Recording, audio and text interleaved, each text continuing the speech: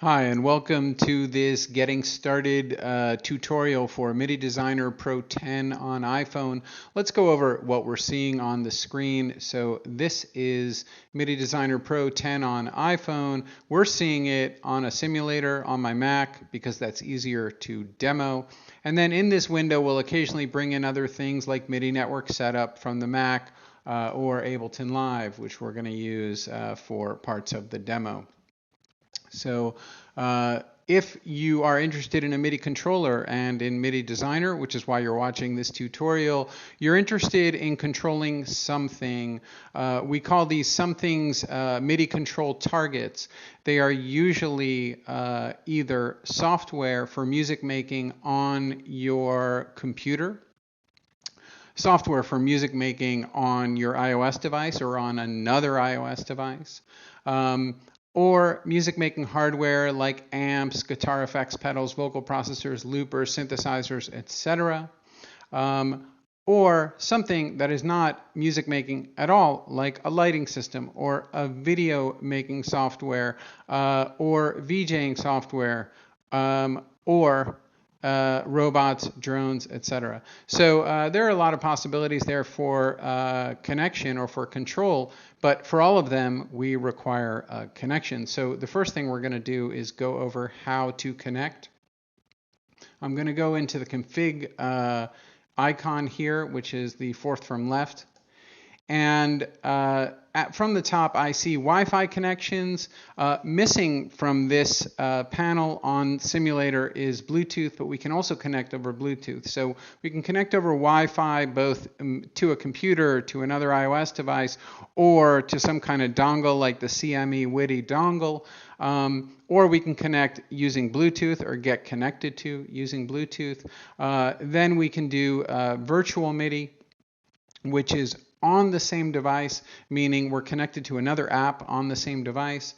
And beyond that, we can connect to hardware. This usually means something that plugs into our Lightning port or USB-C port and that exposes MIDI ports or exposes itself for MIDI control. So an example is the iRig MIDI 2, which exposes MIDI ports, or a keyboard that you connect and it exposes itself for MIDI control.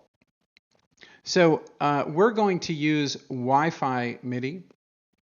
So I've got the MIDI network set up here on my Mac, and I've got this session called DR2050 MBP, which we see up here as well. So hopefully, when I tap connect, it taps connect and we get connected, and let's verify that this actually is working.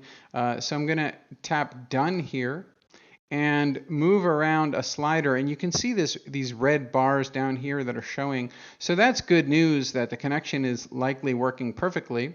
Let's bring in Ableton Live and have a look at it from that perspective. So if I move around some knobs here in Ableton Live, in MIDI Designer, I see this LED on the top right of Ableton Live indicating that everything is working well. Now let's go over our Ableton Live set and see what we're trying to do today. So I have a machine instance in my Ableton Live set, and it sounds like this.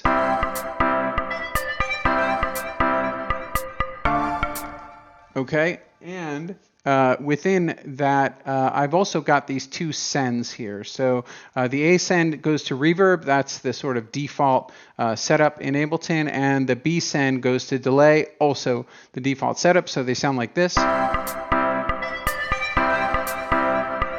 That's the verb. And here's the delay.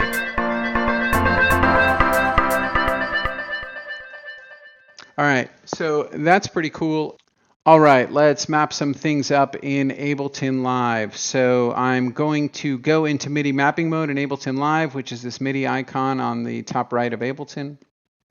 And I'm going to map A to knob 7, and I'm going to map B send to knob 8. And then I'm also going to map this start button to button 12 and the stop button to button 13. And now I'm going to exit MIDI mapping mode in Ableton Live and see how it all works.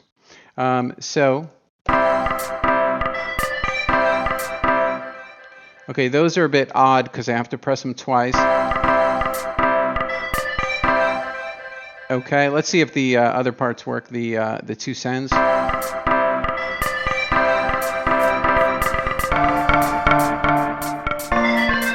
Okay, so the sends are good.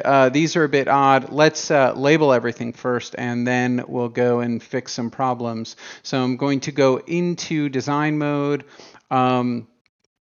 which is this color box icon, the second icon from the left on the top. Tap into design mode, and we're going to just name this first one. We're going to go into the general tab of properties and call this verb SND, and we're going to go into the second one and call it DLY SND, and we're going to change this to start, and this next one to stop. Okay, that's great.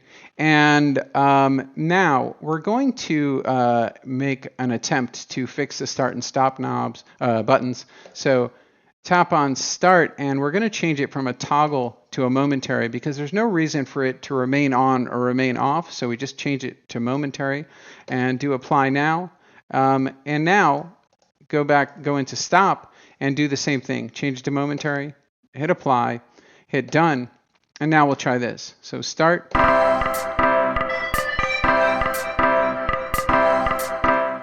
So start is working weirdly and stop is working fine. Okay, so start is doing two starts instead of one. That's strange. So I'm going to assume it's the off value, the 0 value that's being sent. So I'm going to shut that off. So I go into design mode, go into the start button, and go into advanced and tap on send on only. And send on only is just going to shut off the off value. So it only sends the on or the 127 in MIDI terms. So go into send on only, or toggle send on only to on. Go to done, get out of design mode, and let's give it a go. Okay, cool. So that's solved, and now I am going to move ahead. I'm going to add a third knob, this knob 9, which currently does nothing. I want it to move both the delay send and the verb send at the same time. So I'm going to go and draw a relationship between these controls with supercontrols and subcontrols. This is one of the most powerful aspects of designing a layout in MIDI Designer is supercontrols and subcontrols. We're just going to scratch the surface here. But I'm going to go into design mode, go into knob 9, and go into relationships and make it a supercontrol. And its subcontrols are going to be this verb send, and this delay send, yeah. And they're both here in this list, so now we can tap them and see them wiggle as well. And now we hit apply and done and get out of design mode and see how it all works. So now we start.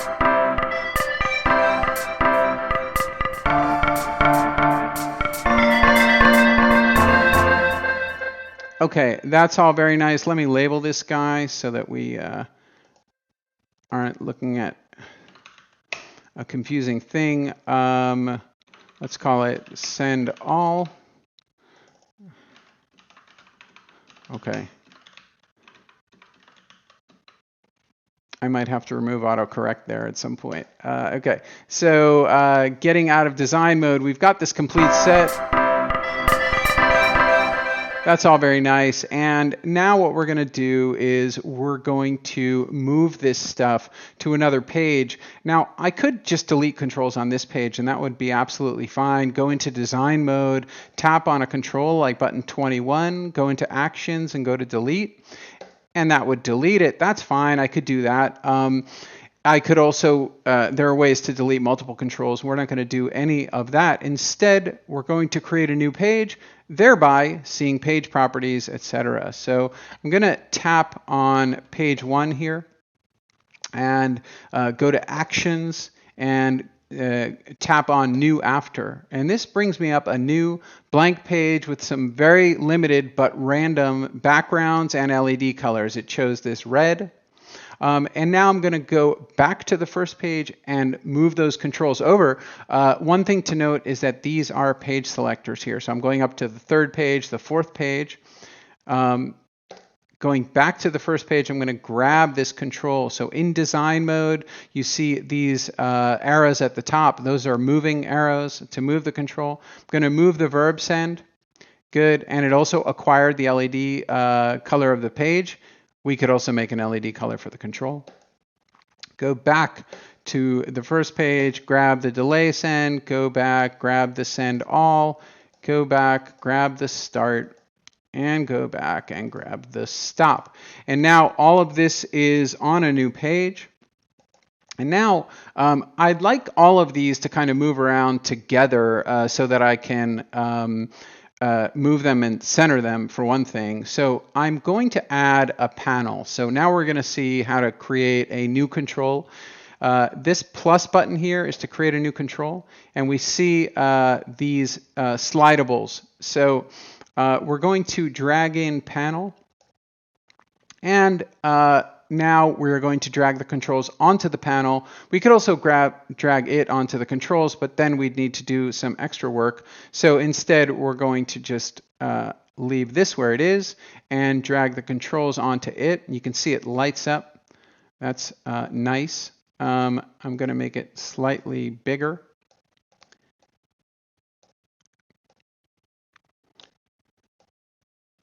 This is a bit awkward.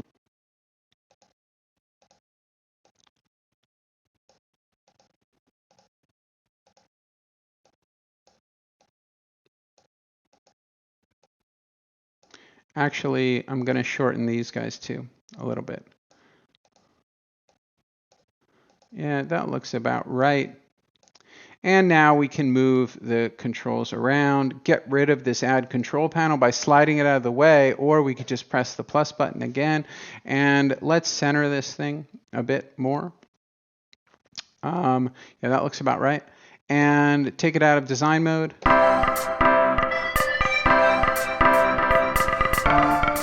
All right, let's do one more thing in design mode before we stop showing that. So I'm going to take this send all that currently goes from 0 to 127. That's great. That's the real MIDI reality. That's the MIDI message that's being sent out. But who cares? I don't want to see that from my perspective. I want to see something more human readable like 0 to 10. So I go into design mode. Double tap on send all and go to the general tab, and the number of ticks or steps, I'm going to make that 11. So I can try to use the picker with my mouse, which is hard, or just use these jump buttons, which are great. And you can even hold them down and move around quite quickly. So we're going to go to 11 ticks, and we're going to, let's try this again. And we're going to go from 0 to 10, kind of reflecting 0 being off, right? So go to done here and see how that goes.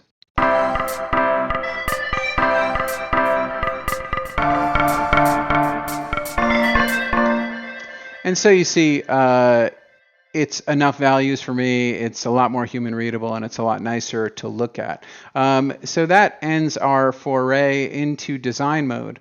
Now, one last feature that I'm going to show on the main interface is global presets. So this third icon from the left, the drawers, these are global presets. These will store and recall all values across the entire layout. We also have other presets, but these global presets are very powerful and convenient. So I am going to save a preset with all these values as 0 as preset 1. And then I'm going to crank up the values and save that as 2. And let's see how this goes. So let's start here.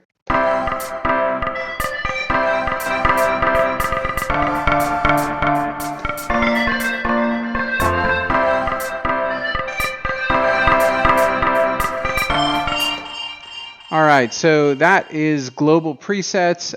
Now we're going to do some last things to the page in design mode, actually. Forgot about this that I wanted to show. So I'm going to go back into design mode, go back into the page, go back into properties, and just change the name of the page to call it demo.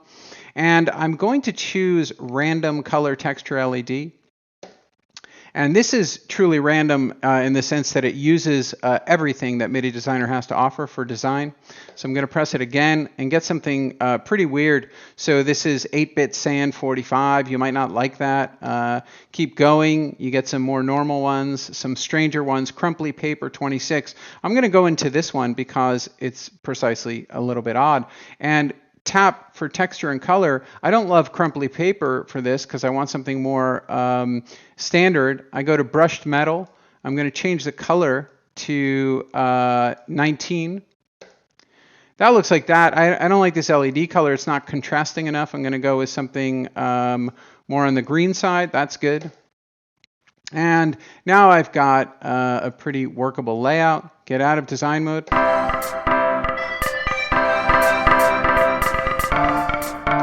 All right, that's pretty cool. And now I'm going to save my layout so that I can finish out. So go into config and go into actions and go into save layout as. And we're going to call this demo 3 and save it.